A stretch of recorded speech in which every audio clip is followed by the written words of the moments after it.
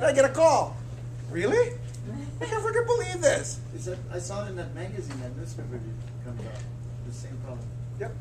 Okay, I wrote the column. So yeah, what is the answer? Once a month, I write a column about you guys. You can read about yourselves. It's the Realtor Journal. All the way in the back. James, wouldn't that tell include even if you went into a listing presentation and you gathered information that was in confidence through that listing presentation, you didn't get the listing, and then it was subsequently listed with another broker, and you had knowledge of particular instances or issues with the home, wouldn't that tell apply in some fashion? Well, let's do the analysis. What imposes, okay, the scenario is you didn't get the listing. You got information at a presentation, but ultimately you did not become the agent of the seller. Then later on, I guess you have a buyer, is that your scenario? That would be possible. Okay, so do the analysis. One, are you the fiduciary of the seller? No. Not at that point. Are you the fiduciary at any point? You're implied. Under your facts. I think so. Why? I don't know. I'm thinking if they disclosed to me issues about the house that no one else knew, and subsequently I have a buyer that's going in. So in other words, they gave you information in confidence. Absolutely. Interesting. Does that help you in your scenario? You did not take the listing, but you got information in confidence. Does that prevent you from disclosing as a legal matter that information to someone else? As a legal matter, I do not believe so. No, and I because am not an there's attorney, I no cannot confident get a legal relationship. advice. Yeah! And we're doing it with confidence. No relationship of confidence had been established at that point. That's two people talking. That's right. Not if What you have is a there? license. Isn't that the issue? The issue is whether that information is subject to any duties of confidentiality. Not at that stage. Let me put it this way. The law isn't a light switch. It's more a continuum. Now, if you had the listing and you got confidential information, then it's clear, right? We're on that end of the spectrum. No doubt, fiduciary, you can't disclose, is confidential. On the other hand, you meet someone at a cocktail party and you overhear him blabbing about the leak in the roof. Is that enough? No, he's blabbing. It's not confidential at all. You overheard it. It was accidental. There was nothing implying or expressly establishing a relationship. So that's the other end of the spectrum. You just heard it. It was open, not meant to be confidential because he's blabbing to everybody. On the other end, there's a listing and it was intended to be confidential. Your scenario is somewhere here, in between. And we could slice this baby a zillion times. Change one fact here, one fact there, you can change the analysis. The point is, you got to be thinking about this stuff. It is not a magic bullet process. We think it is. The law is really not. That one little thing that gets me off. That one little thing that makes me safe. You have a broader, you have the 180 peripheral view when you're looking at these issues. Sure. Well, I was just going to add that I think where we often get in trouble would be like a scenario at open house. Even if we're not, we don't think we're the agent of the buyer that walks in there. We're clearly the seller's agent. But a buyer's perception, when you start... Are you really the seller's agent? Say it's not your listing. You're sitting there for someone else. Yes. Yes. Which is typical, right? Yes. And someone comes in, what's the first thing you ask that couple? Why do we ask them that? Because we're farming. Is that in your seller's best interest? No. Not necessarily. Do it every day.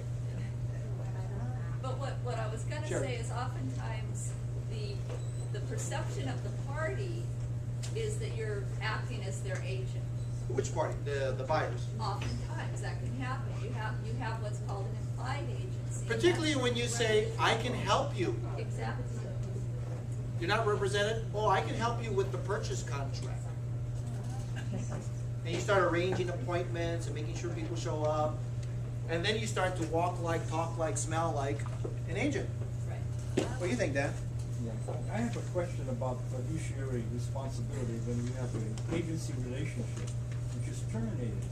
Does that terminate then the same degree of, you might say, responsibility? as What do you well? think? We just had an analysis Well, where we you fired say our no, client. You say no, but I'm saying that. No, I said no? Did I say no? No, you never You asked. said no. You're listening. But I did suggest that information obtained while subject to a fiduciary obligation, presented in confidence, which would be detrimental to a client, would suggest liability if I disclosed it. What would happen if we disclosed all the secrets of our former clients? Do you think you would not get sued, guys? You obtain information in confidence while you were someone's agent and you disclose that information and it hurts your former client, I guarantee you, you're going to be sued. But confidential. And you would get hammered. It only arises as a result of the agreement, the agency agreement, which has been terminated. Let's say it has been terminated, but you got the information in confidence while a fiduciary and then it harms. Those are the elements I need for a legal claim. Right there. Duty, breach of that duty by blabbing, and I was hurt. If you think it's like a light switch, where your obligations to keep your client's confidences ends with the closing of the transaction, then that, I suggest, is too narrow a view. Now, I don't want our discussion to only focus in on this sort of exotic situation. For the most part, your everyday agency issues will be what? Easier than that. Will be easy, but it'll be the in-house sale. But the analysis is going to be the same. But then you have a fiduciary relationship to the world, is what you're telling me. To everyone. What is the duty that you have to the world? We have a label for it. Peace. Too long hair free. When you run for Miss Hawaii, you can advocate world peace. What is the duty you owe even the opposition? If you owe, what is it? Fairness. Honesty and fair dealing. Write it down so we don't forget. There's only two duties in real estate. Fiduciary to clients. Honesty and fair dealing to the world. Even the opposition. You have to be honest. So if I ask you a question about your property, is there a leak in the roof? It would hurt your client, but you have to be honest. So if you rep buyers, you ask questions.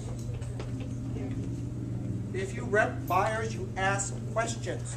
The opposition has an obligation to tell you the truth. If they don't, they're liable.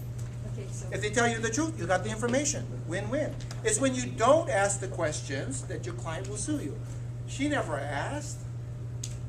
What was she doing? Sleeping? Yeah. I get a question. Yeah, So go we ahead. have the same scenario, you have this client, this buyer, and you know about the leak roofing. Right. And the buyer says to you, do you know anything about this house? Is there anything wrong with this house? Right. You have to be honest with him, because we have. You have to be more than honest with clients, don't you? What's the duty to clients? Fiduciary. Right. So if the client asks you the question, you have to answer it. Even though you have a problem with your other fiduciary duty, think of it as a dual agency. It's only with consent, is that what you're With dual agency, can you divulge the confidences of the other side? I mean, we do dual agency like every day, right? Yes. In this shop, yeah. In this shop, some firms do not permit it. They require you to refer out. But here we do dual agency. So what does our dual agency addendum say? Consent. I will not provide the confidences of the other side. I will not give you information detrimental to the other side.